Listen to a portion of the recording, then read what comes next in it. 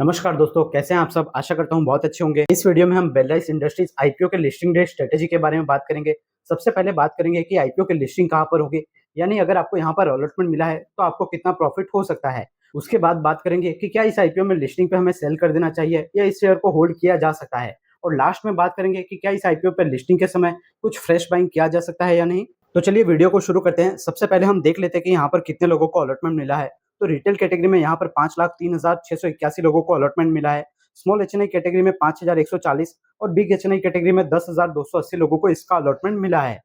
Retail category में यहाँ पर 4 लोगों में से किसी एक को अलॉटमेंट मिला है। स्मॉल एचएनआई कैटेगरी में 25 में से 1 लोगों को अलॉटमेंट मिला है और बिग एचएनआई कैटेगरी में 50 में से किसी एक को अलॉटमेंट मिला है। अगर आपको भी बेलराइस के आईपीओ के अंदर अलॉटमेंट मिला है तो आप कमेंट सेक्शन में जरूर बताइए। और आपने इस आईपीओ के अंदर कौन कौन सी कैटेगरी में कितने लॉट अप्लाई किए थे वो भी कमेंट जरूर कीजिए। अभी बात करते हैं सबसे पहले पॉइंट की कि इस आईपीओ के अंदर लिस्टिंग के समय हमें कितना प्रॉफिट हो सकता है। तो अभी इसका लेटेस्ट ग्रे मार्केट प्रीमियम 25% के करीब चल रहा है। कल तक ये ग्रे मार्केट प्रीमियम लगभग 30% के करीब चल रहा था। तो इस हिसाब से मोटा मोटा अगर हम देखें तो इसकी लिस्टिंग जो है 105 रुपए से 125 रुपए के आसपास कहीं पे बीच में हो सकती है। बोराना व्यूज की आज लिस्टिंग हमें होते हुए देखी, ग्रे मार्केट प्रीमियम से 10% कम के नीचे वो लिस्ट होते हुए दिखा, क्योंकि आज हमारे मार्केट के अंदर भी दबाव भी देखने को मिला। तो हो सकता है कल अगर मार्केट की कंडीशंस के हिसाब से भी 5-10% ऊपर नीचे लिस्टिंग इस आईपीओ की हो सकती है। अगर आपको रिटेल कैटेगरी में इसमें अलॉटमेंट मिला है तो आपको 4,000 से 5,000 के लगभग प्रॉफिट हो सकता है। और अगर आपको स्मॉल एचएनआई कैटेगरी में अलॉटमेंट यहाँ पर मिला है तो 45,000 से लेकर 50,000 के आसपास आपको यहाँ पर प्रॉफिट देखने को मिल सकता है। अब बात करते हैं सेकंड क्वेश्चन की कि क्या इस आईपीओ को लॉन्ग टर्म के लिए होल्ड किया जा सकता है नहीं। तो उसके लिए देखिए, हमको कंपनी के पॉजिटिव नेगेटिव को फटाफट से हम एक बार कवर कर लेते हैं। सबसे पहला तो पॉजिटिव, इस कंपनी का बिजनेस जो है काफी अच्छा नजर आता है। 2 व्हीलर, 3 व्हीलर, 4 व्हीलर, हर गाड़ी के अंदर जो है ये बहुत ही इंपॉर्टेंट इक्विपमेंट वगैरह बनाते हैं, मिरर, सस्पेंशन से रिलेटेड। और इसके अलावा 2 व्हीलर, 3 व्हीलर के अलग अलग पार्ट्स वगैरह से रिलेटेड ये कंपनी इंपॉर्टेंट पार्ट बनाती है। ऑटोमोबाइल सेक्टर के अंदर जितनी भी कंपनियां आती है, सभी कंपनी के लिए ये कंपनी अपने प्रोडक्ट्स वगैरह उनको सप्लाई करती है। और अब इस कंपनी का फोकस जो है इलेक्ट्रिक व्हीकल्स के लिए इक्विपमेंट बनाने पे ज्यादा है। दूसरी अच्छी चीज इस आईपीओ में ये थी कि ये आईपीओ 2150 करोड़ का पूरा फ्रेश इशू था और कंपनी ने ये पूरा का पूरा पैसा अपने कर्जे के रीपेमेंट के लिए करने वाली है। यानी कि इस कंपनी के ऊपर जो अभी 2600 करोड़ का कर्जा है वो लगभग 80% के करीब कम होता हुआ दिख जाएगा। तो इससे कंपनी का जो है इंटरेस्ट का पेमेंट बचेगा और आने वाले जो क्वार्टरली नंबर्स है वहां पे कंपनी के फाइनेंशियल्स काफी स्ट्रांग आते हुए दिख सकते हैं। और अगर वैल्यूएशन वाइज भी देखें तो इसका पी रेशियो 25 के करीब है, जबकि इसके सेक्टर में और भी जो कंपनियां हैं उनका पी रेशियो 50 से 60 के करीब देखने को मिलता है। अब अगर कंपनी के बारे में कुछ नेगेटिव पॉइंट्स की बात करें तो इसकी रेवेन्यू जो है हमें ये काफी बड़ी साइज की देखने को मिल रही है, 6 से 7,000 करोड़, यानी कि काफी बड़े बेस पे ये कंपनी काम कर रही है। उसके सामने कंपनी का जो प्रॉफिट है उसके अंदर कोई खास ग्रोथ हमें देखने को नहीं मिल रहा।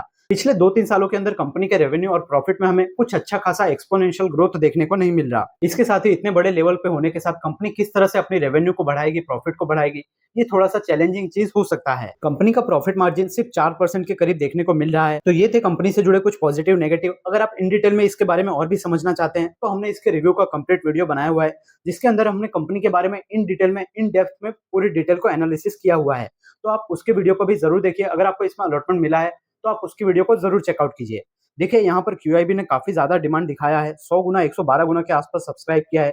एचएनआई कैटेगरी में भी इस आईपीओ को बहुत जबरदस्त सब्सक्रिप्शन मिला है। क्यूआईबी जो भी शेयर बाई करते हैं आईपीओ के अंदर उसमें कुछ लॉक इन पीरियड हमें देखने को मिलता है। तो इस आईपीओ के अंदर ये जरूर पॉसिबल है कि अभी इसके शेयर उतनी ज्यादा मात्रा में अवेलेबल नहीं होंगे, सिर्फ रिटेल के पास से वही बेच सकते हैं।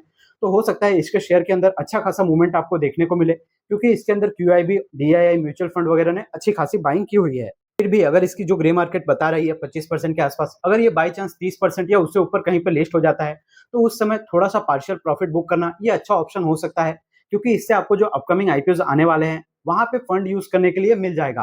वैसे लॉन्ग टर्म के लिए भी ये कंपनी अच्छी दिखाई दे रही है। इसके आने वाले जो फाइनेंशियल नंबर होंगे वो हमें अच्छे खासे सुधरते हुए दिखाई देंगे। तो हो सकता है अगर आप थोड़ी बहुत क्वांटिटी को होल्ड करके भी चलते हैं तो उसके अंदर भी कोई खास दिक्कत नहीं होने वाली। पर जो भी फाइनल डिसीजन होगा वो आपको अपने रिस्क को देखते हुए लेना है। तो आपका क्या डिसीजन है? आप इस आईपीओ के अंदर लिस्टिंग के समय बेच के निकल जाएंगे या थोड़ा सा लॉन्ग टर्म के लिए होल्ड करने वाले हैं? कमेंट सेक्शन में जरूर बताइए। अब बात कर लेते हैं तीसरे क्वेश्चन की कि जो लोग इसमें फ्रेश बाई करने के बारे में सोच रहे हैं। तो देखिए, जब भी शेयर कोई लिस्ट होता है, आईपीओ के समय लिस्ट होता है, तो इसके में कूद कूद के बाइंग करना ये अच्छी बात नहीं होती।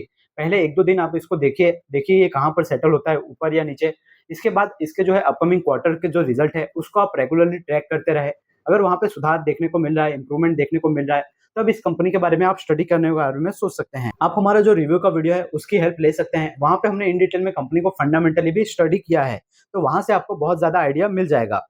बाकी इसका वैल्यूएशंस वगैरह भी ठीक ठाक रखा गया है, तो अगर थोड़ा सा करेक्शन इसमें देखने को मिलता है तो काफी अट्रैक्टिव वैल्यूएशंस पे ये शेयर दिख सकता है।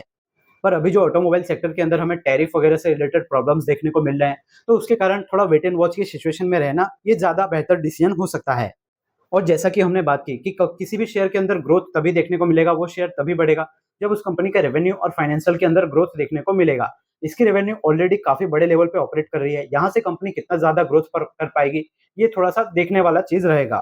तो अगर कोई ऐसे हैं आप लोगों में से जो लोगों को अलॉटमेंट नहीं मिला है, तो थोड़ा सा आप 2-3 दिन वेट एंड वॉच की सिचुएशन में रहिए। अगर प्राइस में करेक्शन देखने को मिलता है मार्केट की करेक्शन के हिसाब से, तो अगर आप इस शेयर को खरीदना ही चाहते हैं तो धीरे धीरे कम कम क्वांटिटी में ट्रांचेस वगैरह में आप इसको खरीदने के बारे में सोच सकते हैं। बाकी फाइनल डिसीजन आपको अपने रिस्क को देखते हुए ही और उसको एनालिसिस करने के बाद ही लेना चाहिए। आई होप आपको हमारी सारी जानकारी यूजफुल लगी होगी, वीडियो इन्फॉर्मेटिव लगा है। अगर यूजफुल लगा है तो वीडियो को एक लाइक जरूर कीजिए, और शेयर मार्केट और आईपीओ से जुड़ी इसी तरह की वैल्यूएबल जानकारी देखने के लिए एसएसएम यानी श्री स्टॉक मार्केट इस चैनल को सब्सक्राइब करके बेल आइकन को जरूर प्रेस कर लीजिए, क्योंकि हमारे चैनल पे आपको सभी मेन बोर्ड आईपीओ के रिव्यू, एसएमए आईपीओ के रिव्यू, अपकमिंग आईपीओ से जुड़ी सारी लेटेस्ट जानकारी और एक पर्टिकुलर एक शेयर का कंप्लीट फंडामेंटल और टेक्निकल एनालिसिस देखने को मिल जाता है, जिससे अगर आप उस शेयर के बारे में कुछ डिसीजन लेना चाहते हो, बाई, सेल या होल्ड का, तो आपको पूरी इन डिटेल में जानकारी मिल जाती है। Stock analysis, main board IPO के रिव्यू और एसएमए आईपीओ के रिव्यू, इनका कंप्लीट हमने प्लेलिस्ट बना रखा है, तो जरूर चेकआउट करना। खास तौर से स्टॉक एनालिसिस की प्लेलिस्ट को जरूर चेक कीजिए। हमारी यूट्यूब फैमिली बहुत ही जल्द 1000 प्लस मेंबर्स की हो रही है, तो फटाफट से आप भी इस फैमिली का पार्ट जरूर बन जाइए। अगर आपको कोई फीडबैक है या क्वेश्चन है तो आप कमेंट सेक्शन में लिख सकते हैं। मैं मिलता हूं आपसे नेक्स्ट वीडियो में, तब तक के लिए याद रखिए, the more you learn the more you earn. Thank you.